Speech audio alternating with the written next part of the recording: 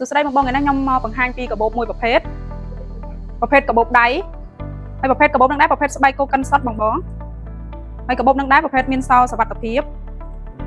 យើងមានពីរពណ៌បងប្រភេទដែលខ្ញុំកាន់ហ្នឹងគឺជាពណ៌ខ្មៅហើយមួយទៀតជាពណ៌សូកូឡាគឺស្អាតមែនទែនតោះយើងមកមើលលម្អិតពីកាបូបនេះខាងមកគឺយើងមានគម្របលាវឆក់អញ្ចឹងហ៎បង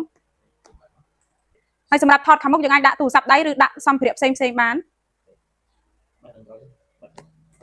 ហើយសម្រាប់ខាងក្រោយគេគឺបែបហ្នឹងយើងមានកន្លែងសោកដៃឥឡូវយើងមកលម្អិតពីកាបូបនឹងមួយដើម្បីដោះសោកបានយើងអាចដាក់លេខកូដ00ចំកណ្ដាលអញ្ចឹងសម្រាប់ខាងក្នុងរបស់គេគឺធំទូលាយបងហើយនេះមានរូតមួយមានថតពី3ថតហើយមានថតពី3ថតយើងអាចដាក់ណែមកាតបានរហូតដល់12កាតបង